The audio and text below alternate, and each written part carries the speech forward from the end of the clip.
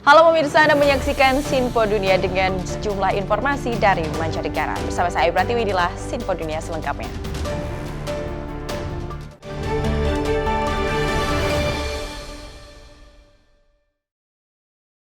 Kita ke informasi pertama pemirsa, kegiatan pendakian ditangguhkan di kawasan dekat Taman Nasional Grand Canyon. Setelah banjir bandang melanda kawasan itu akhir Agustus. Sering terjadinya banjir bandang di kawasan ini juga memaksa evakuasi warga lokal dari suku Havasupai. Michael Langer dan teman-temannya sedang mendirikan tenda dekat air terjun Havasu ketika hujan mulai turun dan air dengan cepat mengalir dari tebing di atas mereka. Saw the water cascading from way up high, and then we knew that it was, potentially a situation. And within 10 seconds after that, a tribal member came running through the campsites, screaming, flash flood, emergency evacuate, run to high ground. Reservasi suku Havasupai adalah salah satu yang paling terpencil di Amerika. Untuk menjangkaunya hanya bisa dengan berjalan kaki, mengendarai keledai, atau helikopter. Sheila Brown dan tunangannya sedang mendaki ketika hujan deras tiba-tiba turun. Dan mereka mencari perlindungan di sebuah gua. Ketika mereka keluar beberapa jam kemudian, mereka mendengar gemuruh sungai. Tak lama, sebuah helikopter datang untuk mengevakuasi mereka. It was the cargo net with a wood pallet inside of it. But, I guess you don't get in it. You stand on top of it and you hug the cargo net as it flew us through the Grand Canyon. It was insane. Havasu Creek adalah anak sungai dari Sungai Colorado yang bergabung dengan sungai yang lebih besar sebelum memasuki Taman Nasional Grand Canyon, Arizona.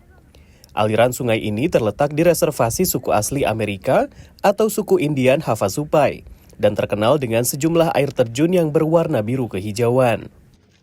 Kawasan ini rentan terhadap banjir yang mengubah warna air terjun ikoniknya menjadi coklat. Jelas pakar iklim negara bagian Arizona, Erinan Safel.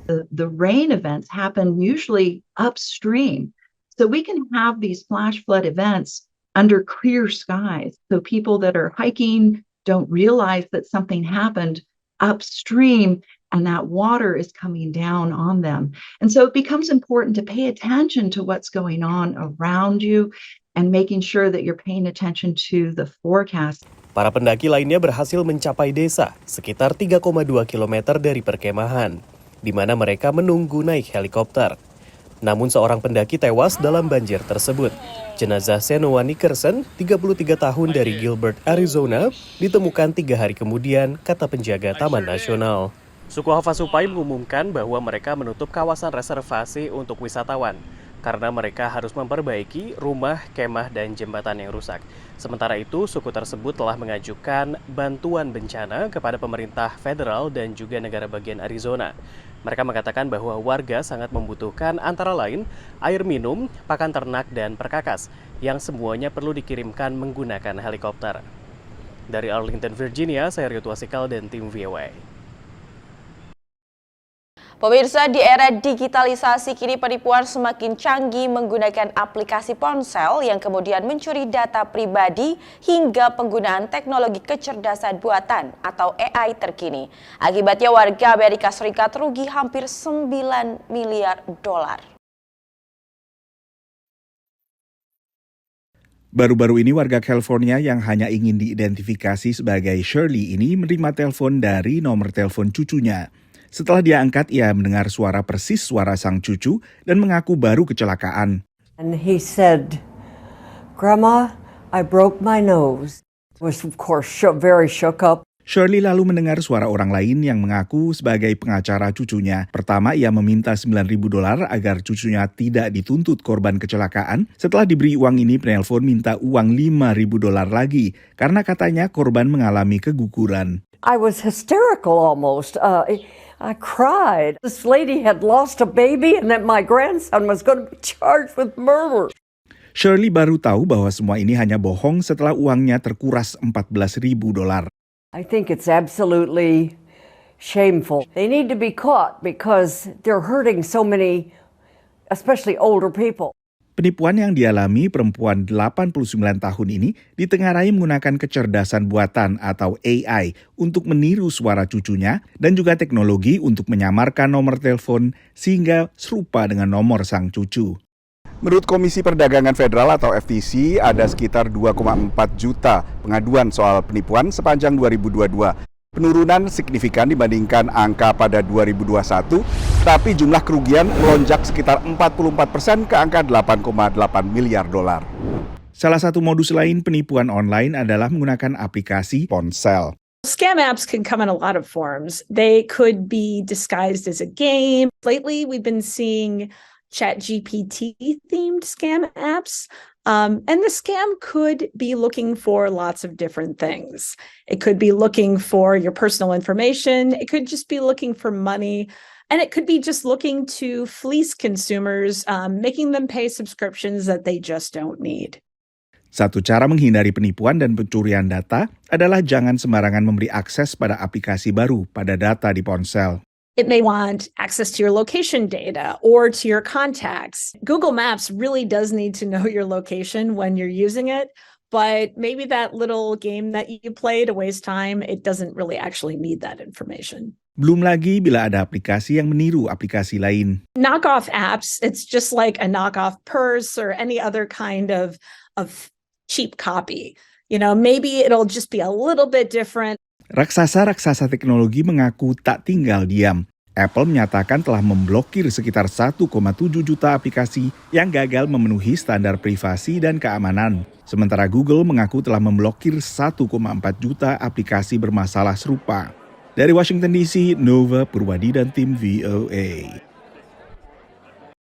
Kita beralih ke informasi selanjutnya. Otomotif Tiongkok mengumumkan akan membangun pabrik miliaran dolar di Turki. Investasi ini menunjukkan semakin eratnya hubungan kedua negara dan besarnya kebijakan Beijing menyusul ketegangan selama bertahun-tahun akibat dukungan Turki terhadap minoritas di Tiongkok.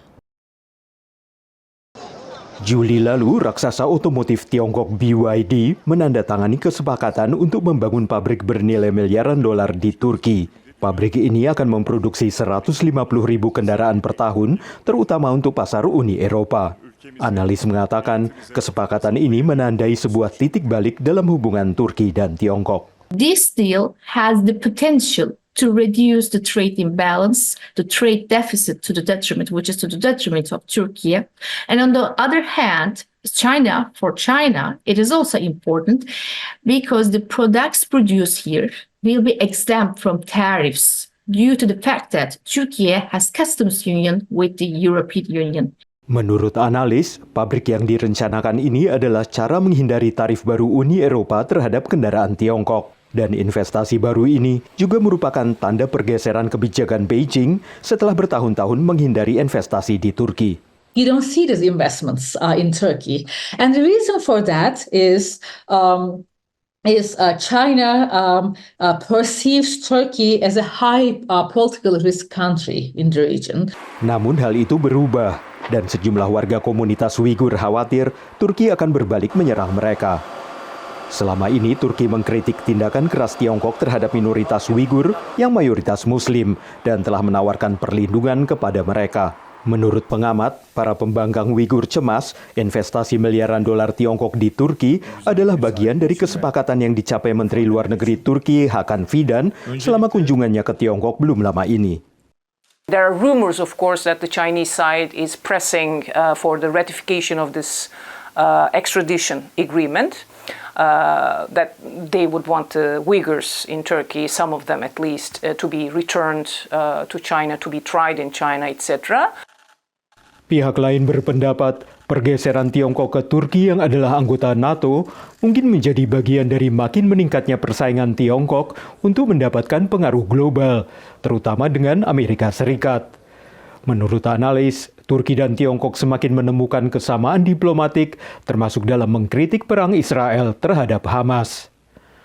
Dari Arlington, Virginia, saya Helmi Yohanes dan tim VOA. Pemirsa, kenaikan suku bunga acuan di Amerika Serikat sejak 2022 akhirnya meredam. Angin segar ini datang dari pertemuan ekonomi di Jackson Hole. Berikut informasinya. Dalam pertemuan tahunan, pimpinan Bank Sentral, ekonom, dan akademisi di Jackson Hole, negara bagian Wyoming, Kepala Bank Sentral AS atau Federal Reserve, akhirnya secara eksplisit menyatakan segera diturunkannya suku bunga acuan. The time has come for policy to adjust. The direction of travel is clear, and the timing and pace of rate cuts will depend on incoming data, the evolving outlook, and the balance of risks. Jerome Powell mengungkapkan laju inflasi saat ini semakin mendekati target The Fed sebesar 2%. 4.5 years after COVID-19's arrival, the worst of the pandemic-related economic distortions are fading. Inflation has declined significantly. The labor market is no longer overheated. Meski Kepala The Fed tak menyebut September sebagai dimulainya penurunan suku bunga, pengamat umumnya menilai Bank Sentral AS tak akan menunggu lebih lama lagi. The dangers of waiting beyond September to cutting rates are primarily that these interest rates really make a significant impact on financing costs for companies and for individuals. Continuing to wait might just push us over the edge a little bit too far. We've already seen that unemployment has risen almost a full percentage point off the lows. Awal Agustus, bursa saham terjun bebas merespons perlambatan penciptaan lapangan kerja dan peningkatan angka pengangguran yang menguatkan kekhawatiran dari investor bahwa Amerika Serikat masuk resesi. Pertemuan The Fed selanjutnya berlangsung 17 hingga 18 September, seminggu setelah terbitnya sejumlah indikator utama laju inflasi, termasuk indeks harga konsumen dan indeks harga produsen, lalu juga terbitnya data tenaga kerjaan terbaru awal September. Pernyataan Powell di Jackson Hole hampir memastikan pada pertemuan itulah Bank Sentral akan mulai menurunkan suku bunga. I think it was pretty clear from the speech that we know that there is a rate cut coming in September. And I also think we know pretty clearly that it's highly likely there'll be 3 more cuts to come. Now, the data could change, obviously, between now and then. But in terms of size, I would say that it's likely it's a 25 basis point cut. There was nothing in the speech to indicate the need for panic. And I think the Fed is just going to gradually cut. They're not going to want to spook market participants. But they also, as he acknowledged, want to make sure the labor market doesn't further soften. So I think what you're going to see is a series of gradual cuts, and eventually the Fed could get all the way down to 3% or even below if they're able to hit their 2% target. Suku bunga acuan saat ini berada pada level 5,4 hingga 5,5%. Angka relatif tinggi tapi tak sampai separuh angka tertinggi pada tahun 1980-an. Saat laju inflasi juga sempat tak terkendali. Dari Washington DC, Nova Purwadi dan tim VOA. Terima kasih masih bersama kami dalam Simpon Dunia. Pemirsa, sebuah gerakan di Kenya memanfaatkan teknologi pertanian perkotaan untuk mendorong warga menanam sayuran dan buah-buahan. Berikut informasinya. Di Rumah Sakit Mama Lucy Kibaki di pinggiran timur Nairobi, Gregory Kimani merawat tanaman di Siti Shamba atau pertanian kota, yakni sebuah inisiatif pertanian perkotaan organik. Tujuannya adalah meningkatkan produksi pangan di wilayah perkotaan untuk memerangi kelaparan dan kekurangan gizi. Menurut Gregory, ia ingin mempromosikan pertanian di daerah perkotaan dan inisiatifnya ini menjadi pusat informasi dan sumber daya yang membantu mewujudkan hal itu.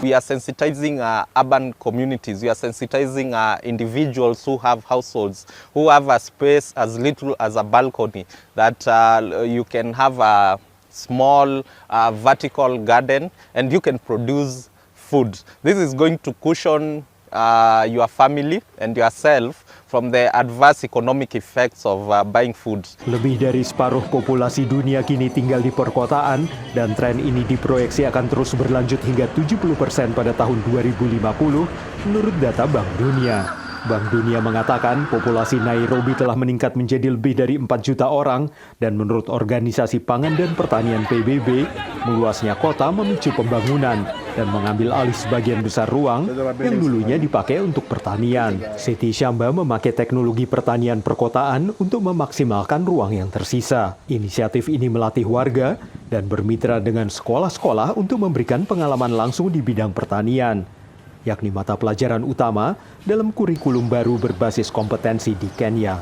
We have different technologies whereby we have fish farming, hydroponic, aquaponic, poultry farming, and we also have black soldier flies. Lalat-lalat tersebut berguna untuk mengurai sampah organik dan membuat pakan ternak. Petugas medis kota Charlotte Changira menerapkan metode pertanian kota yang memungkinkannya menanam 6 jenis sayuran sekaligus. You don't need a lot of space. You don't need extra manure or extra land. So they grow at the same time. You get the harvest and they regrow. It's very, I think it's the best decision I've made this year, basically, in terms of food. Dan saat kota-kota di Afrika terus berkembang, Gregory berharap bisa melihat kota-kota tersebut tetap hijau. My vision is to see that every building in this great city of Nairobi and other cities in Africa, they are very green, very lush, and through that we are able to fight climate change, make our cities sustainable, and also feed the growing population. Seti Shamba merupakan salah satu tempat yang dikunjungi oleh Raja Inggris Charles III saat ia berkunjung ke Kenya bulan November lalu. Menurut Gregory, keberlanjutan model pertanian perkotaan ini terletak pada daur ulang, penggunaan kembali, dan pengurangan bahan yang digunakan sehingga tidak menyisakan sampah. Dari Arlington, Virginia, saya Helmi Yohanes dan tim VOA. Kita beralih ke informasi selanjutnya, pemirsa. Olahraga untuk kelompok disabilitas terus tumbuh di Amerika Serikat. Kelompok tunanetra kini bisa bertanding hoki es adaptif. Selain mengasah keterampilan, dengan aktivitas ini juga memberikan harapan kelompok disabilitas bisa bertanding dalam Paralimpiade di masa depan.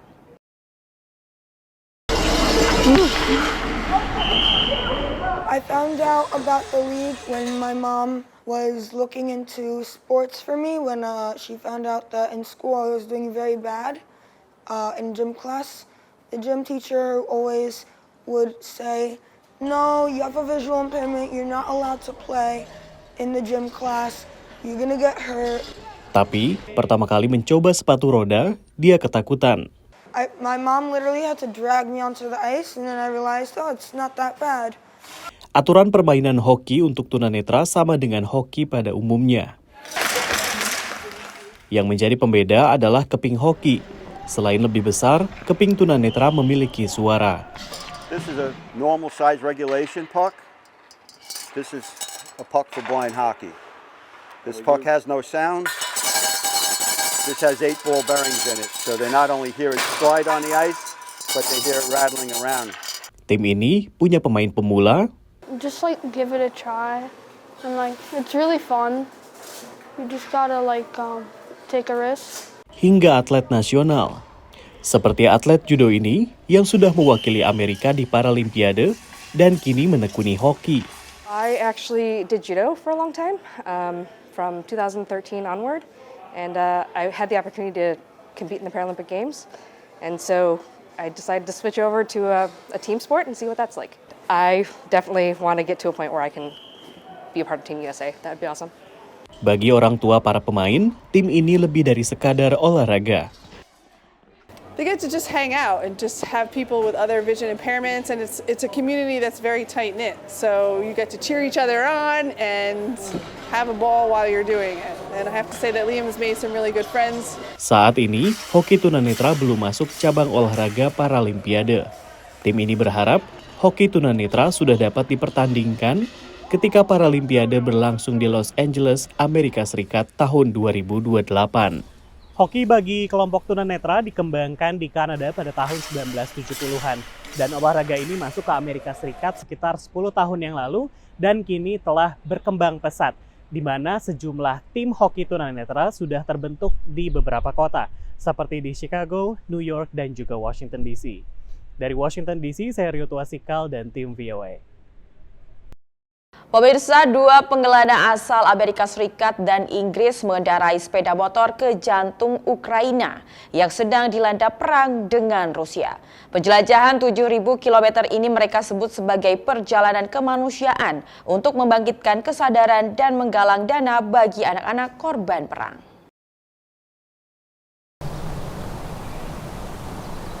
Ini adalah Pamir, stasiun radar era Uni Soviet yang sudah ditinggalkan di pegunungan Carpathian di Ukraina yang terletak pada ketinggian 1.565 meter.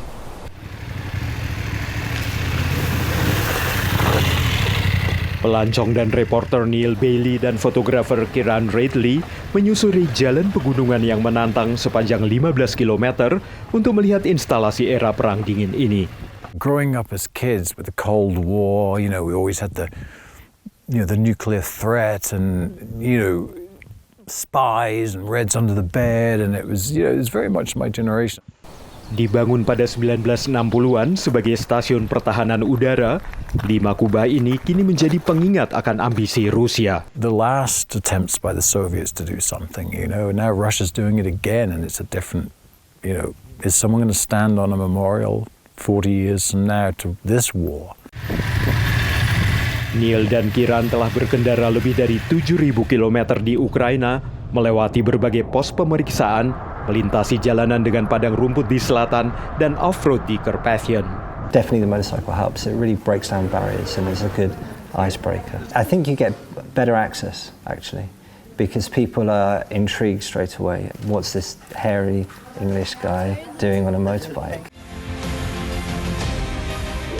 To better understand this... Neil tinggal di Amerika dan bekerja sama dengan Barber Motorsports Museum di Birmingham, Alabama.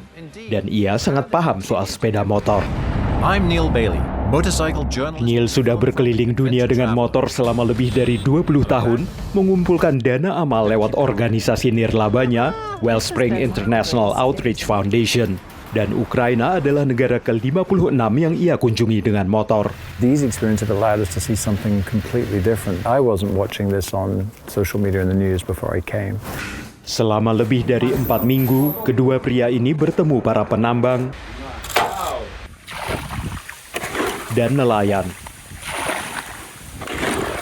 Mereka mengunjungi trek balapan dan trek sepeda motor yang dibom di Bucha. Mereka bertemu petani di dekat Odessa dan tentara yang menjalani rehabilitasi di dekat Lviv. Mereka berbicara dengan anak-anak yang mendapat perlindungan di sebuah biara.